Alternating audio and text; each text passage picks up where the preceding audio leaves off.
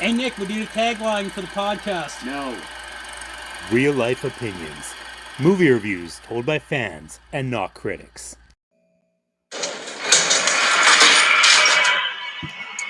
From here on, it gets really scary. Hello out there in Radioland. Corey, how are we doing today? Good. Better than yesterday. Good. Excited for this movie. It's one of my favorites. I think it's like my top 3 favorite horror. I don't know if this is an unpopular opinion or not, but it's basically 13 Ghosts. Yeah, it's in the styling. It's stylistically 13 Ghosts. Oh, I intend on going on later about how it's the same movie, just different. You know, and it makes sense because it's Dark Castle, right? Well, and exactly. And remember we had that conversation when we did 13 Ghosts about the William Castle movies and how he did things in the theater. This one, he would have skeletons on pulleys over the crowd, and he would swoop skeletons over the crowd throughout this movie. That's so amazing. Like, what was that, the 60s, right? Or was that the 50s? 60s, I'm pretty sure. Like, when was Vincent Price's heyday? Because he was in the Castle movies, was he not? Yeah. Oh, yeah. No, he was in this original, right? So yeah. Yeah, it was either late 50s or 60s, one of the two. So I'm pretty sure. I want to say late 50s. So I may as well start off with gushing over Jeffrey Rush. Jeffrey Rush is amazing in this movie. Like, when I first watched this movie in the theater, I legitimately thought that Vincent Price was in this movie. And I was like, wait a minute, I'm pretty sure that guy's dead. Yeah. I mean, like... It wouldn't actually been too many years later because Edward Scissorhands, which came out in what, like 94? No, 93? Like 89, 90. Really? Wow. Yeah. Anyways, that was his last movie, so... Yeah, which is fitting. Yeah, right? Like, that's... Tim Burton to send him off? Yeah. Like, it almost passed the torch. Like, creepy old dude passing the torch to Johnny Depp. Now there's got to be some creepy, wacky dude that Johnny Depp passes the torch onto, right? Yeah. Is that going to be Jenna, even though she's already kind of got her own thing? Because he's going to be working with Jenna Ortega in Beetlejuice 2. Oh, I don't know if I'd call that a passing... Well, it is and it isn't. Like, that's more a Winona Ryder too. That's more Winona Ryder passing it off to her. I feel like, but like, it is. Yeah, she does such a good job in Wednesday. Wednesday was fantastic. Not always my cup of tea, but like she was amazing in it. I liked everybody in there. It was a gothic soap opera, but I didn't like Fester. But anyway, I honestly. It was a little too soap opera-y for me, but how do you not love those characters? Yeah. Like, and Catherine Zeta-Jones, even though she was in it for like a third of the show, if not less. Man, who thought that you could find a better Morticia than... No. No. I know. Why can't I think of her name? Are you talking original? No. In the 90s movies, who was... Angelica Houston. Yeah, who would have thought you could find one better than Angelica Houston? Because Angelica Houston knocked it out of the park. Yeah, and Yvonne Carlo was great, but yeah. Catherine Zeta-Jones was like... And it's funny how many people tore apart Gomez because Luis Guzman there. But if you look at the original comics and sketches of him... Luis Guzman's the first one to actually look like it. Yeah. Oh. So you were talking before we got on the air about the opening credits to this? Man, like, for those of you who haven't seen this, watch the intro. I mean, the biggest TV possible is always what I say for any movie, but watch it in like surround sound in the dark. It is full of so much sight creepiness and sound creepiness. It is just beautiful. It really is a work of art, that opening. Like, you know, the openings of movies nowadays, like, they're creative. There generally isn't opening sequences anymore, though. No, usually not straight. that You don't long, even see the anyway. cast anymore in the openings like you used to. Mm-hmm. Yeah. People are like, "Well, we don't care. We just want the movie." I'm like, "Yeah, but the art of the movie is dying. Like, it's unfortunate." So Well, and the end credits are so long in movies now, and I guess like, you watch something on streaming, you don't even watch the credits. Right? yeah, I like that when you watch something on like Netflix or Disney Plus or something, and as soon as the credits go, it turns into a tiny little box in the corner. You could be your best friend in that crew, and you'll never see his name. So I think more people should do like Tarantino and have the credits at the beginning of the movie. yeah, I mean, the intro to Pulp Fiction was super long, and Dust Till Dawn, same thing, but worth it. Mm-hmm. So Corey, should we talk about the cast in this movie? We should talk about the cast in this movie. It was a combination of huge at the time cast and guys that became even bigger and better after us. I feel like Ali Larder,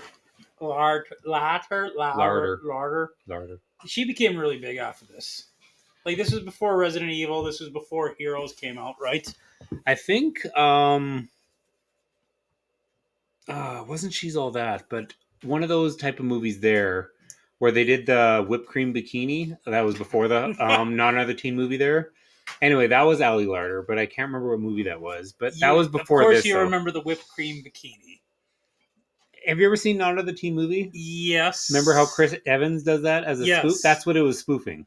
Huh. So I don't think I never watched the Ali Larder movie. I just know from after watching that to look back what it was spoofing that's what that was. So I don't think I know which. I don't either. But regardless, between Bridget Wilson, who was incredible, was she incredible in this movie? No, but I liked her. Okay, she really isn't that incredible, actually. The more I think about it, in all her movies, she's just kind of there. She was funny in Last Action Hero. That was her very first movie. She plays Arnold's daughter. She was fun in Mortal Kombat, the 1995 movie. But that being said, she was probably the most annoying of the bunch.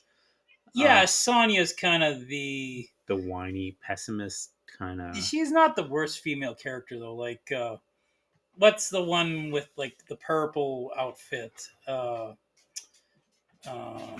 didn't mind Sonya as much as that one. That one's like the purple outfit.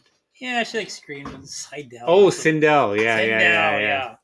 That one was worse, right? Yeah. Well, I mean, they didn't try to make that movie anything more than it was. So, well, it had a kick-ass soundtrack. Killer. Best soundtrack of the 90s, in my opinion, next to maybe The Matrix. Oh, yeah, I gotta give it to The Matrix. I gotta give it to The Matrix. Well, The Matrix was nu metal, whereas the Mortal Kombat was more industrial. Mm-hmm. So, but both killer soundtracks. So, yeah, it's there's only like the one song that I'm just like in Mortal Kombat that you think of, right? I can think of like Mortal Kombat. Yeah, actually, I love that soundtrack to pieces. I fell in love with so many industrial bands in there. KMFDM. I heard them for the first time on there. That was the scene, coincidentally, when Sonya fought Kano. Mm-hmm. That song, and so a friend of mine, we took that soundtrack and we decided to pick an artist from the soundtrack and follow their band. And so he picked Gravity Kills, who did the song Goodbye, and there was really nothing after that. Whereas KMFDM has got like 1,000 albums. They've been around since the 80s. They're still amazing. I follow them on social media, and they're still fooling around and having fun. But they're the Rammstein 2.0, no, probably 1.0 to be honest. But their songs are English. That was before Rammstein made it big. Yeah, so they were KMFDM is English songs with German hints, whereas Rammstein was German songs with English hints. Mm-hmm. So, very interesting. Yeah, it was pretty cool. Taye Diggs in this. So I don't recall what I remember thinking like he was going to be a big star right around the time this came out, and I don't remember anything else he's in. Like, I feel like he was he in The Faculty? Oh, probably not. I barely remember The Faculty. That was a long time ago, that movie. I was going to watch that the other day. I ended up watching Disturbing Behavior instead. But I always put those two movies in the same category. So I don't know. I've ever seen Disturbing Behavior. Katie Holmes in her prime. Yeah. Good times. What else we got in this? We're talking about Ali Larder, of course. Chris Kattan probably. Chris Kattan, yeah. Like, I always like he was going to be the big star at this point, eh? Like, Night of the Roxbury, Will Ferrell was second to him, right? A lot of people forget about that. Everyone thinks Night of the Roxbury. You think, oh yeah, Will Ferrell. Like, no, that was a Chris Kattan movie with Will Ferrell in it, Well, backing him up. you think about it, and as much as everyone thinks it's a Will Ferrell movie, like you said, there's so many times that Will Ferrell is funny because of his response to something, not because of what he led. Mhm. So that proves who the lead is. So Though Will Ferrell's almost best when he's being led. yeah, Like, Will Ferrell, I don't want to say is not funny, but he's very niche. I mean, he's like Adam Sandler in a lot of ways. He's very niche in what's funny with him. So I did not like Will Ferrell, and then my cousin Mackenzie, if you're listening to this, thank you, told me you have to watch Anchorman. I was like, I don't know, Will Ferrell's like, it doesn't really do it for me. And that movie was freaking hilarious. Anchorman was also an incredible supporting cast movie. Well, that ensemble cast, yeah. Yeah. The, like Paul Rudd, Steve Carell. That was Steve Carell before he was Steve Carell, too, right? Well, same with Paul Rudd, really. Yeah. Paul Rudd was in Friends, though. Like, what? Like an episode or two, though, I thought. Yeah, he married Phoebe. He married Phoebe? Yeah. But that, again, like you said, an episode or two, so that was probably a full season. Who knows? I didn't watch that show that much. I don't remember Friends. Neither do I. I was more into like The Office than Friends, so I never got into Office till after it was off the air as well. The How I Met Your Mother kind of guy. Oh, frick! I love that show. That was an amazing show. Who else is really good in this movie? Like we've gushed over Jeffrey Rush already. Like, yeah, spot on. His Vincent Price, the little pencil mustache. Oh my god. Well, we were talking about Famke Janssen again, notably for Jean Grey in the X-Men movies, and GoldenEye. I'm trying to remember Onatopp, I think her name was, in GoldenEye. Onatopp? Yeah, like her last name, but yeah. Because, of course, Bond villainess has always had the innuendo names. Innuendo, yeah. Xenia, that was her name, Xenia Onatopp. Xenia Onatopp. GoldenEye, one of the last great Bond before Daniel Craig. Yeah. Daniel Craig got some good ones. Which is funny because Pierce Brosnan did 3 of them. And GoldenEye was best. Peak. And the other 2 really sucked. Yeah. And Casino Royale was fantastic. Skyfall was pretty good. Skyfall was pretty amazing. But the other 2 were okay. They weren't bad, but they were okay. I actually watched Spectre in the theater, and I was just kind of like, I expected more from this. Yeah. It's funny. I'm so for now. They're talking about ideas for the new Bond, and I'm so for the Henry Cavill for James Bond. I don't know. Give it to a non-actor, like a non-name actor. Give it to a non-actor. Hey, buddy off the street. Wow, you got to give it to a new name. I think that's what happened with Daniel Craig. Like nobody really knew Daniel Craig before that. He wasn't like a big name yet, and that made him right. Yeah, and even after that, he kept himself pretty low in the spotlight. He was in things, but he was never really in things. So the Glass Onion and Knives Out. Terrific. Frick, I love those movies. I could watch 50. Like he could just continue playing that character forever. I would watch those movies forever. Oh, so we were talking off air about the scene in the surgery room. Yeah, that was a pretty messed up scene. Honestly, like it was full of sight horror. Like. Which you love. Which I love. That, as I said, this is top 3 movie for me. You've got Bridget Wilson. It's funny how most of the people here, I don't remember their names. But anyway. I can't remember the name besides Rush or Price. Yeah. I can't remember a single Yeah. name of anybody in here. It's the one girl's friggin' birthday party. Can we talk about what a crappy birthday party this is? Your husband got like a bunch of random strangers. Here's $1 million to hang out with my wife, and just kind of like, who the fuck are you people? Didn't she made the list first, sent it to him. He then deleted the list, sent his own people. And then the internet changed things. Evil internet changed it to these people. And spoiler, you find out these people are related to the people that were the staff In the staff staff. in 1931. So, In the beginning scene of this movie, you see only 5 people survive. The people in the asylum take over everything, right? yeah. And they totally overwhelm them. 5 survivors in the whole thing. So it's like the house is trying to get the last 5 Yeah. survivors. It's like Final Destination, but not. Mm-hmm. What's it called? Oh, mine just totally went blank. That'll happen. Pick a line. Yeah. Yeah. Is this helping, or is that making things worse? No, it really didn't help at all. Didn't help at all. But Wow. Here I thought it would. Oh. So, well, I lost what I was going to say now too.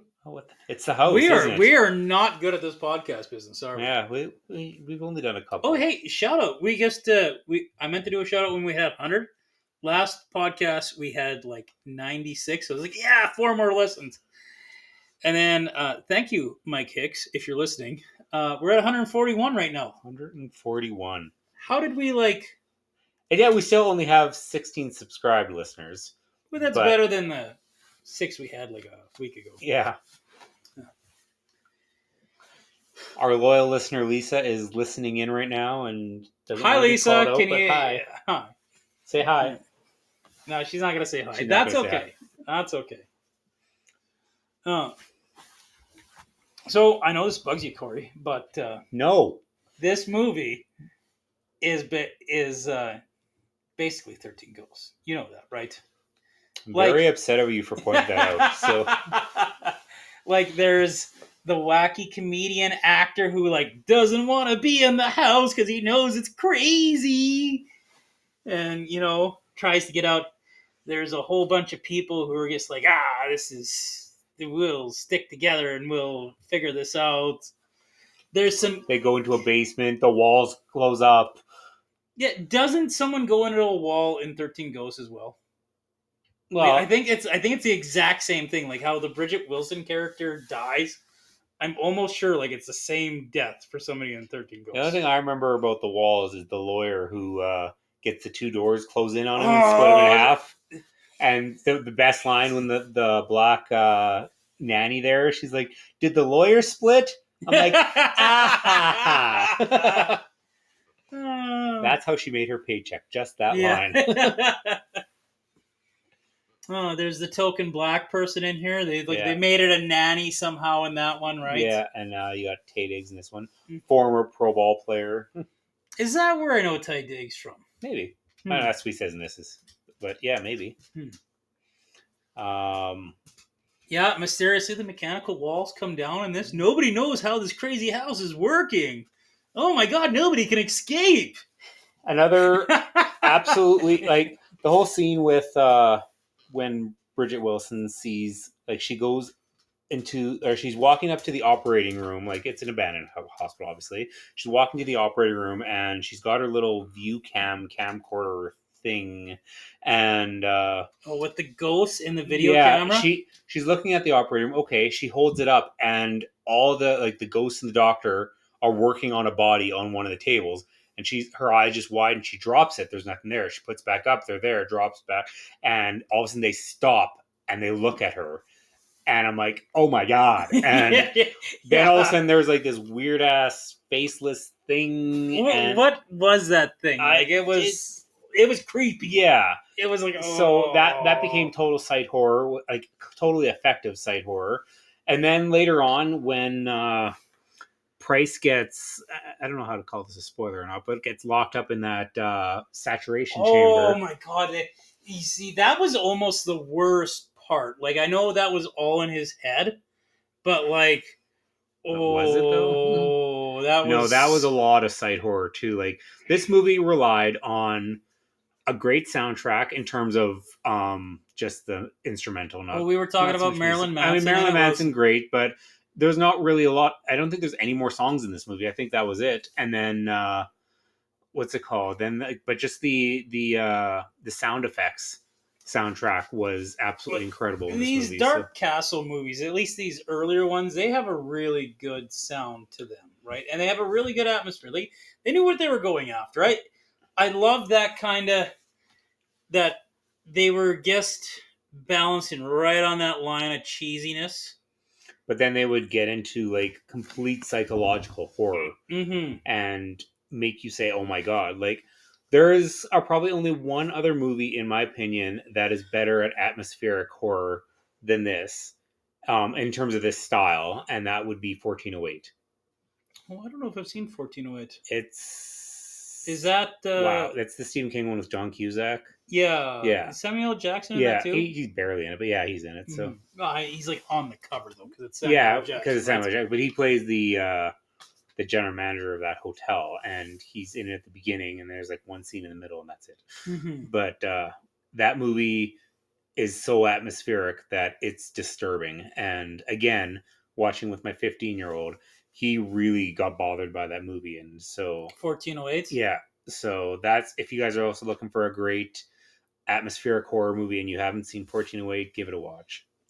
We might have to cue it up on the podcast one of these days. Maybe, yeah. So, Corey, should I ruin it a little bit more for you? Oh, why not? Yeah. It's only me. It's only one of your worry favorite. about me. So, you talked about how like the 5 surviving people, these are all descendants of them that somehow or another end up there. Mm-hmm. Except for this guy whose name we've talked about several times, and I forget his name. Pritchard? Peter Gallagher, but Peter Gallagher. But his character's name is Pritchard. Yeah. He had no relation to anybody here. How did he get into this house? Oh, he's not supposed to be here. Maybe he's romantically involved with the bad guy. Huh? Possibly?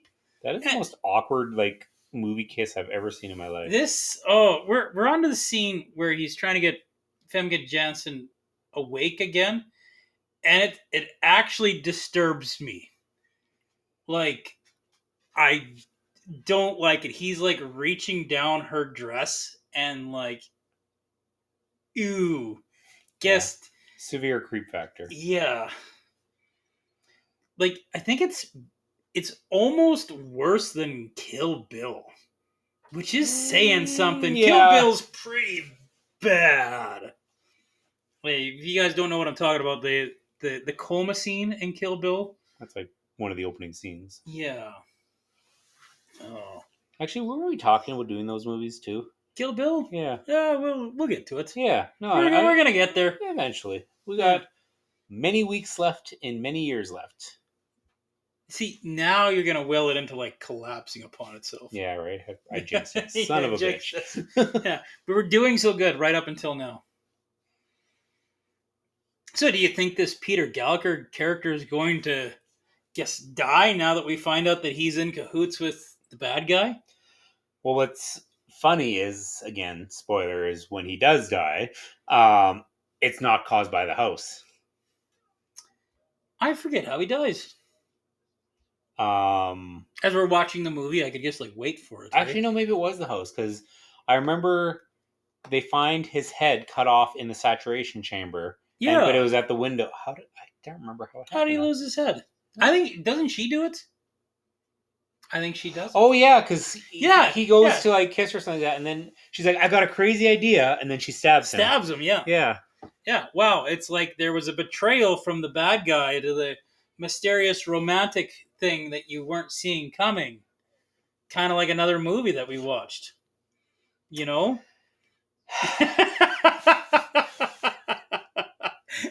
Laura, I miss you.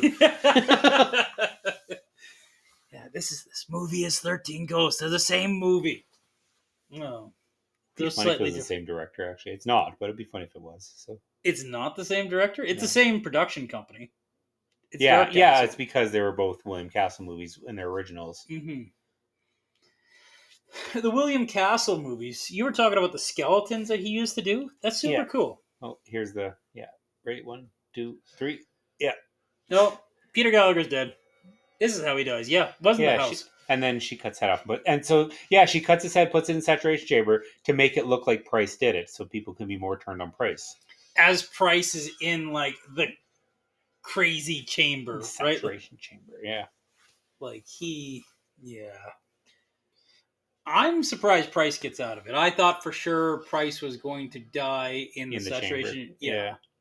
That, I mean, for the amount of because his head's in there, so. Crazy. Yeah. Ugh. But at least she doesn't have a guy. Wait, at least she doesn't have a guy with a surveillance camera. When you cut back to the brain being gone in the surveillance camera guy, I was just like, His whole face was gone. yeah, like His everything. face was hollowed out. What did that? Yeah, what could do that? Of course, he's not supposed to be in here. He's not a relative, right? Yeah. Is Price a relative? Yes. Hmm. Which is quite coincidental, all being considered that he just did this. He chose this place out of spook factor, not out of anything else. So. Well, that's what he is. He's just like some creepy amusement Yeah, thrill guy, he's right? a thrill guy. Yeah, that's a good way to call it. So. I do love the opening with the elevator. Yeah. Oh. And then Spike. Yeah, I had no idea that was Spike from Buffy. No idea. Oh. So we're kind of winding down here. So. I wonder if there's going to be a ghost that comes in at the end and like saves some people, kind of like in 13 Ghosts. When like the mother comes in and like kind of helps save the day at the end. And then Matthew Lillard does something too. Oh yeah, Matthew Lillard, his ghost does something, huh? I wonder if they're gonna have a scene like that with, like Matthew Lillard. It's maybe the Chris Kattan character could do something like that and help and save them at the end of the day. It would have been really funny, and it's kind of one of those hindsight things. Is doing both the movies at the same time and doing the Tale of Two Tapes type thing. So you were talking about how on the DVD, nothing like a good severed head, eh? Yeah, and body. So you were talking about how the DVD has the original and this movie side by side, right? It's literally called The Tale of Two Houses. It's a little vignette, and it's pretty amazing. Some of the little things, like the beginning of the scene when they're led into the house, they're each given a gun, but their guns are inside a giant coffin, and inside the giant coffin is a bunch of little mini coffins, and each of the little mini coffins is a revolver. And in the Vincent Price version from whatever year it was, they had that exact setup. So it was a complete nod to the original. So there's a lot of little nods to the original in this. So how much did they change? Do you know? I mean, quite a bit. Yeah. I own the original too, so quite a bit. But it's got the same feel. So I'm gonna guess not so much sight horror. Not back then. I mean, it was black and white, and it was more the acting in the original that made the movie than it was, because there was no special effects back then. So, but there was a little bit, but yeah, the special effects that they have now, well, even in like before this movie in the 80s compared to what they did in Vincent Price's day, it's totally different. And right? you know what made this effect so good in this movie? Was it the Winston? No, not that. But the fact that all practical effects, there, except for the ghost, there is no CGI in this movie. Everything else is all practical. That big giant ghost conglomerate at the end. That thing was, yeah. Yeah, I guess like sometimes a movie's just got a movie, right? Yeah. And totally, yeah. It's like, yeah, there's this evil void thing, but that CGI was Okay. It was okay. It wasn't horrible for 1999, but like, it definitely wouldn't cut it for today's standards. We're at the scene where Price gets shot by the Ali Larder character, and like she just unloads a clip on him, and you're supposed to believe like, yeah, he just has a bulletproof vest on. You gonna tell me not a single one of those shots weren't on the chest? Like, he had to have been shot in the neck or in the It arm. looks like he should have got shot in the head, yeah. So Yeah. But of course, you find out, spoiler, that her gun is blanks and there were just squibs on his shirt, and then the bulletproof vest too. So, because of course he's an entertainment guru, so Oh, I thought the bullets were real. no, not in his case. Oh, not in his case? Yeah, Because, like, okay, like I said, sometimes a movie's just got a movie. Why does a bulletproof vest always work?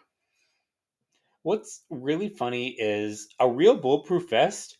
When you get shot, it hurts like hell.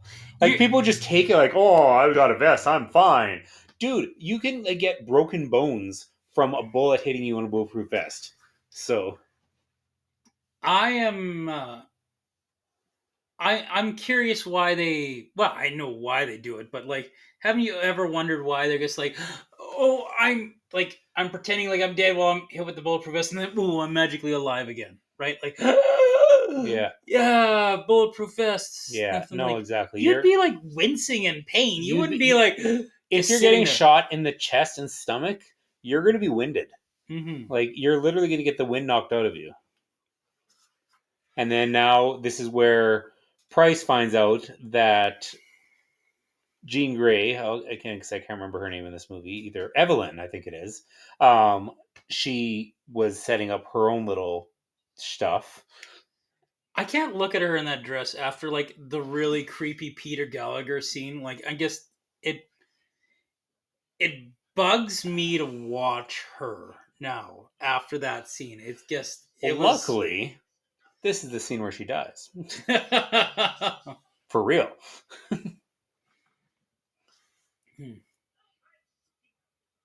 Yeah, Squibs. gotta have squibs, eh? Yeah.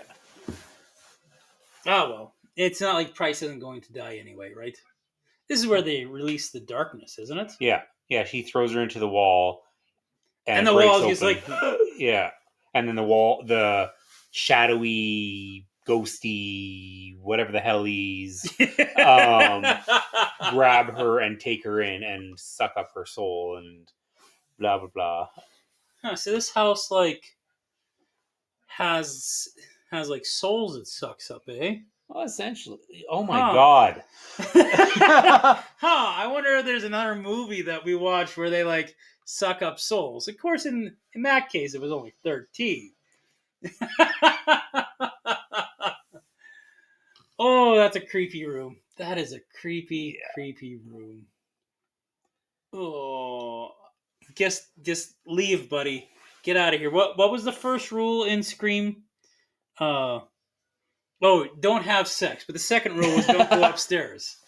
Don't say I'll be right back, because you won't be back. Yeah. But see, he tries to save her here. And nope. After he tosses her through a wall. Yeah. Like, oh, now I want to save you? I guess about choke you out, I throw you through a wall, and now I want to save you from some, like, weird Black Death stuff. It kind of reminds me of, like... Swear to God, if you say 13 Ghosts again. No, I don't think there's any scene like that in 13 There Ghosts. really isn't. Yeah. But there is a scene where ghosts grab a character just like that and pull him in, though. Like, who's the bad guy in 13 Ghosts again? I can't think. The uncle? See his, Cyrus? the uncle. Yeah, Cyrus. Yeah. Don't they pull him in just like that? Is that not how he dies?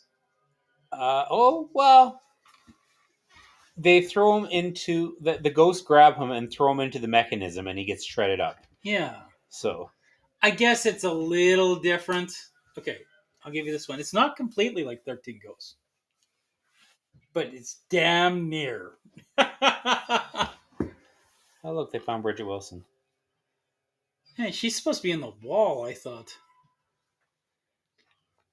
Oh. Well, Price is realizing that, this isn't a game anymore. I really did hope that it was just going to be like an elaborate trap. Yeah. Okay. Nope. Creepy black death of house. I'm looking at this special effect. I don't think this is CGI. Could be a screen, maybe. I don't know. Maybe no. I think it's like a Rorschach effect of some sort that they've kind of superimposed, like using black curtains and foil. But I actually think it is a practical effect. Well, I don't she's think moving it's there, so I think it's obviously some CGI. So, yeah, maybe a little bit of CGI, not as much as I bet you think it is. yeah. Well, I know Robert Kurtzman did some of the makeup in this, and he's done a lot of horror and gore movies. I think he actually did Red State for Kevin Smith, and he did. I think he did some of the special effects or makeup effects for Transformers, and he's done a few things. So,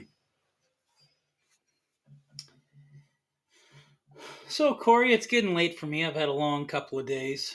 So, I wouldn't normally have final thoughts this early into our podcast, but, Corey, what do we have for our final thoughts of this movie? I know it's one of your faves. yeah, top in my top five. I would arguably even say third overall, just because I'm such a big fan of sight horror and atmospheric horror and a killer soundtrack. Like I said, special or sound effect soundtrack. I guess got to point out one thing. You know how like Matthew Lillard was like trying to make it alive through like that whole entire movie, then like last death he gets it right. Guess like another character in this movie that gets like trying to stay alive the whole thing, and then just does like one thing wrong, and it did. Yeah, I mean, Right at the on very a end. positive note, Chris Kattan just got sucked into the house. He didn't get brutally attacked by the Juggernaut. This is true. This is true. Matthew Lillard had a much worse death. Yeah. Like, we don't even know whether or not Chris Kattan had like a painful death. Like, maybe it was just like dead. Yeah. Right? Well, that's what it seems anyway. Mm-hmm. So, yeah, spoiler, Ali Larder and Taye Diggs are the surviving members, and they find the checks, or the money orders, I guess, for everybody's $1 million each, so they walk away with $5 million. I wish they would have had more of the house, like, eating stuff. That is actually a pretty cool effect. Yeah, but that's probably where their budget went. They could only afford so much. So. Yeah, like 5 seconds of like, the house is eating something. Remember the beginning of Family Guy Star Wars, one of the episodes where they do that little pink elephant in the title credit scene there? He's like, see that? That took $14,000 to do.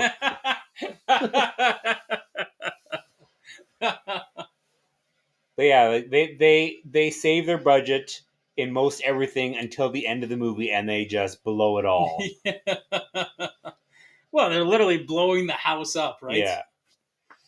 But yeah, final thoughts. I think it, like you were saying earlier, this is not a teenager horror movie, but at the same time, that's what I thought when I first watched it. I was just like, this is a teen horror movie, and like now that I'm older, I was like, no, not really. I think if you have a teenager who's wanting to watch something genuinely scary, this is a good transition movie because it is a solid horror movie, but it's got a little bit of cheese to kind of keep you grounded. But I recommend this to really anybody. Like, again, there'll be people who talk it down because of how cheesy it is, but it's a fantastic movie in my opinion. I don't think it's terribly cheesy. It walks that line just perfectly, in my opinion. I think like it takes itself just serious enough that it doesn't take itself too serious to not be fun, right? Yeah. Like every scene Jeffrey Rush is in is amazing, right? Like, how do you just not enjoy him chewing the scenery? Yeah, and that's really what he does. Oh yeah. What are your thoughts? I am going to give it 2 Indiana Jones movies out of 4.